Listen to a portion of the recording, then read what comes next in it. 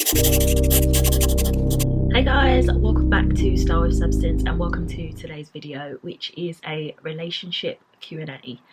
I asked you guys on Instagram and on YouTube on my community tab to send in your juicy relationship questions, dilemmas, everything relationship that you want me to speak on, and you guys did. So I'm going to be going through those and giving you guys my thoughts on all things human relations. So if you like the sound of that and you want to get into this, just keep watching. So I'm going to start with the questions on YouTube. I noticed that I got more questions on Instagram stories than I did on YouTube, so probably a note to me to yeah, get you guys to follow my Instagram. It's at Nodreen, and possibly I think you guys maybe feel a little bit more comfortable asking questions there. I don't know. I guess on YouTube it sort of shows what questions you're asking, so, and who's asking them, so maybe it's a little less private, but whatever. I'll start there. So the first question was, what issues did you and your partner have to overcome as your relationship developed? So I got a mix of personal questions and then just general relationship questions. So I'm in a relatively new relationship. I think particularly people who are relationship people, or people who haven't spent a lot of time single, you tend to, you know, unwantingly carry experiences and sometimes trauma from previous relationships into your new relationships. So I would say that in relationships past, like before my last relationship, due to infidelity, simply, I've carried a lot of trust issues with me into later relationships. Now, I wouldn't say that I'm at the top end of the scale by any means. I do trust, I am able to trust or put my trust in a person. However, I would say that there are certain triggers that I tend to have that kind of make me question my trust. So those are some of the things that I brought into any relationship that I've been in since, to be honest. I mean, that relationship was probably over 10 years ago, so, you know, as time goes on, your baggage tends to get a little bit lighter, hopefully, so long as like people are not, you know, pressing the same triggers. The other things that I've had to overcome are probably like personal insecurities that I carry. And, you know, as with insecurities, it's something that is a very much a long-term bit of work and a long-term bit of effort. And I think that how I've been able to overcome things like that is to have my positive traits affirmed, either by myself or by my partner, and also just by spending more time getting to know each other and not necessarily rushing into any like huge relationship milestones too quickly. So I would say that those are the main things that we've had to overcome, and that's sort of how we've overcome it. They're coming up later, but there were a few questions about my current relationship status, and yes, I am no longer single, I am in a relationship. I wanted to cover off this just because I want to get a bit more personal on my channel and help you guys get to know me a bit better. So the next question is, what did you learn from each relationship that changed you for good or bad, that you would take or leave for the next one? What changed me for the good is, I guess I didn't necessarily learn this in a relationship, but I kind of learned it leaving a relationship. It was a previous relationship. I learned that I am actually okay alone, that I am somebody that enjoys my own company and that's very independent, and that I'm very much an introvert. So I guess those three things kind of combine quite nicely, and I realized that actually I could be single for a lot longer than I thought I could be, and that I don't necessarily need a relationship to make me feel whole or to make me feel purposeful in life. You know, I found those feelings in myself as much as I did with somebody else. So that is something good, positive, that I would take from previous relationships. And bad, that I would leave out of my next one, would be jealousy. I want to get like really real with you guys. So I am, a lot of people don't believe in star signs, so I'm not even going to get into that, but I am an Aries. Well, I'm an Aries / Taurus, so I can be quite fiery and quite stubborn, which you guys, that might throw you a little bit, because I generally quite calm on here, but this is my best self. And so I've had to learn to get to the root of my jealousy and what brings out those like really fiery emotions in me. And generally speaking, I tend to see them more after a drink or two, after a glass of wine. I tend to get a lot more emotional.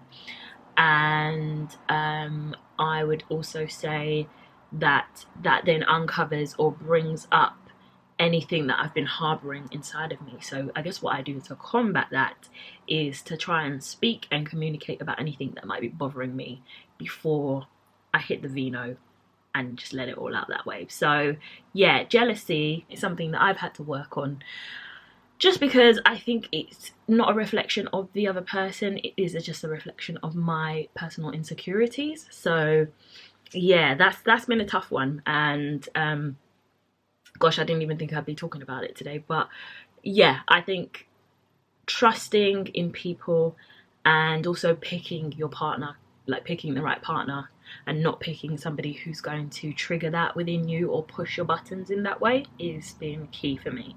And I think I've definitely done that this time around. The next question is, what do you think your previous partner or partners have learned from you? Which is a good one. A tough one to answer, because to be honest, I've never really asked this question of a lot of my previous boyfriends. I would like to think that they would have learnt to appreciate a good person, because I think, you know, as much as I have my flaws, I think generally speaking, as a girlfriend, I think I've been a really good partner. I think I have been very loving, very caring, very open, and yeah, very much a champion of whoever I'm with. So I would hope that previous partners probably would have learned to appreciate a good woman. I'm not saying that I haven't been appreciated in previous relationships. I'm just saying I would hope that they learn what it is to be like, what it is to be with a good woman, and appreciate that while she's there. No shade. Absolutely no shade.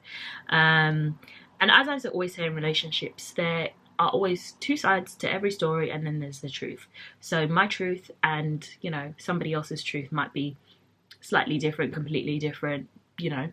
But I always feel like there are no saints in relationships, that we all do things that might negatively impact somebody else. So I think we all have to acknowledge in relationships that none of us are perfect, we're all humans, and even if you are a really good person, how you interact and communicate with somebody else is, yeah, it's complex. Relationships are complex because humans are complex. So there's no good guy, bad guy in this, you know. We're all just trying to figure it out.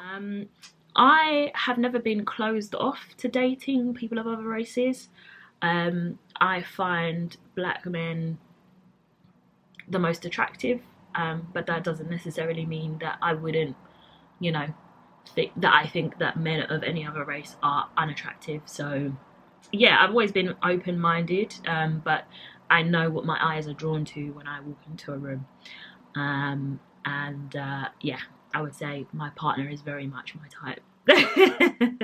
Social situation wise, those are generally the kind of people I meet, just because of the kind of places I go out. But yeah, you know, love is love at the end of the day. So, Instagram. Okay, so I had a really good question. How have you found it being in a relationship during lockdown? Hard. Really, really hard. I've learnt in my current relationship that I actually am a big fan of affection, and actually physical touch is one of my love languages. So not being able to physically touch without getting naughty has been really hard. And I guess you just have to make do with what we have. Luckily, you know, we've got video call, we've got FaceTime, WhatsApp video, house party. People have been using quite a bit, although I had to, yeah, I deleted that because of all the like hacking rumors. But yeah, we've been making a lot of use of like video calling each other just so we can like see each other when we're having a conversation. And yeah, I think if anything, you know what they say about absence, it does make the heart grow fonder. So yeah, it's been quite tough. I was able to get in a last visit before like the proper lockdown happened, which I'm glad for, but yeah, we're only 2 weeks in really, so this is only going to get more difficult. So I think what I'm trying to do is, or what we're trying to do is like video call during the day a lot, just check in, and yeah, just like get that FaceTime at least, just so it still feels like we're connected in some way. But it has been quite good in that a lot of the conversations that we have are ones that we probably wouldn't have if we were face to face, because you know, you're kind of like forced to just chat, you know. Not that we don't chat, but like this, it's good because we'll like talk about random topics just because we're not there, or like watching something on Netflix like together or whatever. So yeah, it's been hard, but it's been good in that we've been able to get to know each other on a different level. So yeah, it's been interesting. I don't know, ask me this question in about 4 weeks, I might be saying I'm over it, but yeah, not over the relationship, just over the whole lockdown. Next question is, what is one thing you have learnt about yourself in this relationship? I actually asked him this question, and I would say that I've learnt that I am a big time people pleaser, and I kind of learnt that kind of coming into this relationship as well. And I'm very much a yes, I hate to say yes man, I'm a yes person. Like I always say yes before I even think about certain things, and so he is quite the same. And so I think what we've both been trying to do is not just say no more for the sake of saying no, but really consider things and really think about what time is going to go into something and whether or not that is going to benefit us at the end of the day, and or we're going to get something out of it. So not always just saying yes at the drop of the hat. So I've learned to be less of a people pleaser, and I've also learned I need to have a bit more confidence in myself. I am blessed enough to be with somebody who's very confident, very much a people person, and as much as, you know, I wouldn't say that I'm not a people person, I'm very much a bit of a recluse, a bit of an introvert, so it takes me a while to warm up. Like, not that I'm unfriendly, but people don't generally approach me, and I don't like make friends all that easily. So I have learnt to come out of my shell a lot more, to strike up conversation with people I wouldn't normally. And yeah, and I learnt that just on a holiday. So we went to Marrakesh, and yeah, I very much learnt that about myself, that I need to come out of my shell a little bit more and just be a bit more open with people, in the same way that he is. So that was a really positive like learning experience, and I feel like a good growth thing for me. What is one of your funniest memories together? Again, we've been together for a short while, but we've been lucky enough to be able to squeeze in a holiday earlier in this year before everything got a bit crazy. So we went to Morocco, and oh, I don't know if I can say this. Okay, so we were playing Truth or Dare in the hotel, and he dared me to go downstairs without my wig on, which was wild. And so then I dared him to go downstairs with my wig on. So that was quite fun. The hotel staff definitely enjoyed that. Somebody asked, are you still in contact with your ex-fiance?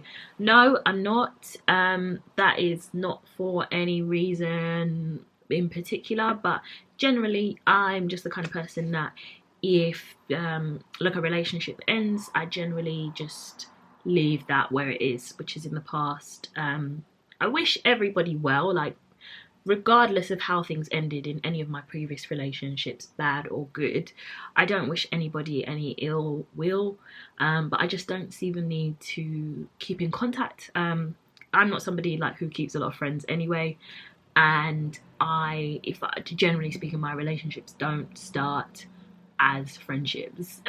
So it's not like I'm missing out on any sort of friendship there. So no, I don't, but I hope he's well. I hope everybody who has ever, you know, had any sort of relationship or connection to me, or has ever been in my life in that way, are well. But it's just life, you know, everyone just goes on in their directions and you just get on with it, really. Are you dating anyone exclusively? Yes, already covered that. Very exclusively. Somebody asks, hate that I am nosy. Don't, it's fine, so am I. Are you dating? If so, super happy for you. Thank you. I am dating. Very happy, I should say. So yeah. Then another question I got was, what is your love language? Controversial one. So before I got into this relationship, my love language was gifts, or I thought it was gifts and quality time.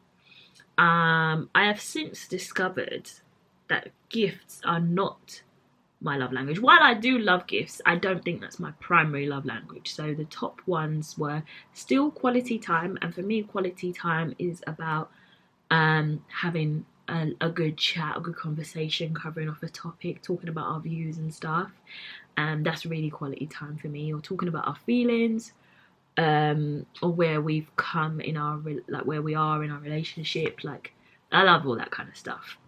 And then physical touch, actually. I have learnt that I am actually very affectionate, which I didn't. It takes different people to bring out different parts of you, I would say. So in this relationship, I've learned that physical touch is really important to me, but not just, you know, the obvious, you know, intimate type things, but more like cuddles and like hand holding and you know, just like snuggling up close to somebody. Those aren't things that I used to think I was even like really bothered about, and now, you know, I properly enjoy that. I enjoy all that. I hate to say it, but I am a softie, which makes sense because I think I'm a softie in general, like with people, but I've just never been in that way. So I think, yeah, I think I definitely feel comfortable enough to express that part. So another question I got was, how do you know when you found the one? I feel like for everybody, the one means something different. And I feel like for some people there isn't a one, there's just the one for now, or the one for this stage in my life. I guess you always kind of have to think about your end goal in mind. So if your end goal is to find somebody to marry and to settle down with and have kids, then generally being able to envision that future or that end goal with that person, and really liking what you envision and really liking what that looks like. I generally think that if you have no you know, huge doubts about that person's ability to help you fulfill your end goal, I think then you found the one for you. But yeah, it really depends, you know. For some people, the one just might be somebody who makes them feel safe, or somebody who makes them feel like, you know, they're at home. Like for me, how I know I found my one is being with somebody who kind of makes me feel at home and feel comfortable. And, you know, I feel like if I'm not with them, or if I'm not around them, then I don't feel at home where I am. So yeah, for me, like, there is a sense of home, but that could come from the fact that I've never really felt at home, as in I've never really felt at home either, you know, by myself or in certain, you know, living situations or whatever. So that could come from there. But for me, if somebody feels like home, they feel like family. And yeah, like, because I'm very close with my family, you kind of need to feel like that or more. So it's a very it's a high standard to get to, but I think generally that is the idea of someone being the one, like somebody being who you can share whatever it is you're trying to work towards in life, who you can share that with. So yeah, for me, I'm trying to work towards laying down roots and setting up home. So I feel like the one for me would be like somebody who makes me feel at home and rooted and like grounded and safe. So yeah. Somebody said, love you by the way, love you too. Would you feel any type of way if your man earned less than you? I don't think I would. I don't think salary really matters, to be honest. I think I would definitely want to be with somebody who had a job or a career or some sort of livelihood or something that they did to earn money, because I hate to say it, but money makes the world go round and we've all got bills to pay. But you know, how much that is got nothing to do with me, to be honest. So long as they can sustain themselves, pay their bills, keep a roof over their head, then that's all good. You know, if we lived together or if we had a home together, you know, so long as they could meet our joint commitments, then that's absolutely fine. Like, I think what I earn shouldn't matter to a man, and what he earns doesn't matter to me, just as long as everyone can meet their commitments, and everyone is responsible with their money. Because it's all well and good earning more money, but if you don't spend it wisely, then what's the point? So yeah, I don't think generally that bothers me, and I don't think it would bother anyone I'm with either. So yeah, good question though. I think it's a funny question because money tends to be a lot of the root of relationship problems, actually. If I can find a stat, I'll like pop it on screen. But yeah, I think understanding, rather than focusing on what the other person earns, understanding how the other person manages what they do earn is key. So I'm not suggesting that you go and have your partner do a credit check or have someone you're dating tell you their credit score. But I'm just saying that observing how somebody manages their money is good, because it gives you an insight into how they would manage any money that you guys, you know, are pooling together, which is, you know, it could be the cause of a lot of issues and a lot of arguments. So you want to nip that in the bud. And then this was a really good question. It's in two parts. It was the first part is, if two people genuinely love each other, is it possible for one to love the other more? And then the part two to that was, if it is possible for one to love the other more, how do you even measure such a thing? This question threw me, I'll be honest.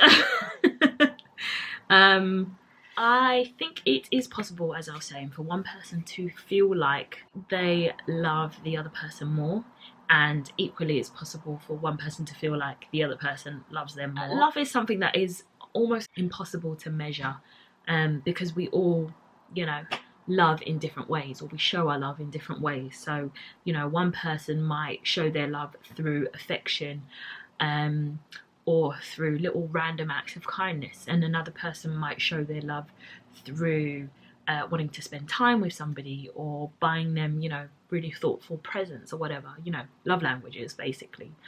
And so you can't really pit you know, one person's love up against another person's, because we're all so complicated and so complex, and what we feel is hard to kind of quantify. So I don't think love can be measured, and even if it could be, I don't think it should be measured, because I think in a relationship, especially long-term relationships, things go in peaks and troughs. So at one point in time, one person's love might ring stronger, and that's just because of what they're going through. And you know, in another part of the relationship, the other person's love takes over. And I think that in I think for me, the sign of a really good relationship is being able to, I guess, almost top each other up. almost fill each other up when one of you is kind of running low on reserves. So for example, I think about a relationship where people have kids. I think that there might be a period of time in which the mother feels that her love is very much focused on their child, and she doesn't have a lot left to give to her partner. Whereas and then in that time the partner might have a lot of love. Don't get me wrong, it's not that they wouldn't have love for their child, but they've got a lot more love to direct towards the mother of their child, but she doesn't have as much left to give to them, but it's beneficial to the child and the child's development. So in those times it's like, you know, I would say it's definitely there's definitely a time for one person's love to carry things on almost, while the other person's love is being diverted. And then in relationships where there are no children or whatever, there might be, you know, as a couple, you'll kind of go through hardships, you know, loss, grief, and in those moments your love is almost focused somewhere else. And I'm like, and this is not me talking about people being unfaithful. Your love should always be focused on the relationships that you are carrying in your life, so like your family, your friends, your children. So I think it's okay for one person to love the other person more at certain points in the relationship, because I feel like in any normal relationship that balance is constantly shifting. I think that where there is a problem is where you feel like your needs as far as how you receive love are not being met for a long period of time. What is a long period of time is different to everybody, so I can't comment on what that might be for each individual. But if you feel that consistently and for a prolonged period of time your needs and your love language isn't being spoken, then you know, there's a conversation to be had. And I think that you can always come back from that. But I think, like, you know, even if we could measure love, like, we would all be on different systems. You know, you probably have the metric system and, you know, whatever. We couldn't all get it on the same page, because one group of people would measure it differently to another. So I think that that is probably not necessarily the thing you should be focused on. I feel like to be able to say that you're giving your all to a relationship, you should go in with 100%. So not, you know, from the mindset that I want to come in with 50% of love and the other person comes in with 50% of love and we meet bang in the middle and it's perfect. You should come in with 100% of the love. Like, you should go in like the other person doesn't have the capacity for love and give 100% almost to cover you both. And then in an ideal scenario, if the other person comes in with their 100%, then you got 200%, double the amount of love. A really good book that I read and really enjoyed was The Power by Rhonda Byrne, and also The Mastery of Love by Don Miguel Ruiz. Both of those books really talk about the power of love to change your circumstances, to change your life, and then also the attitude that you should have towards love. And I think that a lot of the messages that came out of those books for me were that you go into a relationship willing to give 100% of the love. You kind of go into it almost thinking that the other person isn't going to give anything, and then at least if things don't work out, you can always look back and say, I gave it my all, like I gave it my everything. But generally speaking, if it's a positive relationship, the other person should be doing the same. And yeah, as I say, there will be times where you both can't give your absolute all because you're just, you know, your love reserves are just being depleted by family or kids or, you know, passions or whatever. And that's okay. I think that's absolutely okay. But I think you talk through and you work through and you communicate through those times, and you just let your other half know that, hey, I don't have a lot to give you right now because I'm going through this, or because, you know, our child needs us, or because I'm feeling low and I'm feeling like mentally I'm not in as stable place as I need to be. So I just need you to recognize that. I need you to know that I can't give you everything right now, but it's not that I don't want to. And for me, it's like, it's not that I don't think love ever really fades, but I think it can sometimes become exhausted because we don't have an unlimited amount of love to give, I don't think, anyway. Or if we do, we need to fill ourselves up first, and then we can give love to other people. So yeah, I genuinely believe that if you have not filled yourself up with love, then you're probably not in a place to get into a healthy relationship. So yeah, that's what I would focus on: filling yourself up with love, and then overflowing, and then feeling like, you know what, I need to give some of this excess to somebody else who is deserving, of course.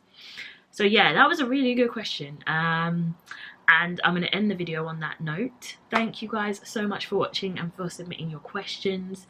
I hope you guys are all healthy and well, and if not, I'm sending you my prayers, my positive thoughts and well wishes, and hope that you and your family are able to get through these quite difficult times, to be honest. I hope that my channel has been a source of positivity, and if not positivity, just a distraction from what's going on. I know that I definitely look to YouTube for content that just takes my mind off everything that's going on in the world, and I hope that my channel can be that for you guys too. So yeah, until my next video, which will probably be a vlog on Wednesday, I will see you guys soon. Please do subscribe and comment down below and let me know if you have any other questions. I'm happy to do another one of these soon. And do come follow me on Instagram if you want more regular updates, because I'm kind of semi-vlogging over there. Not vlogging, but like posting more on my stories and trying to be a bit more active. I might even do an Instagram live at some point today. I don't know. Anytime where I have makeup on, I'm like, alright, I'm gonna be all over the socials today so that I can just look like a bum for the rest of the week. But yeah, thank you guys so much for your support and for your kind words, and I will see you guys in my next video on Wednesday. Bye.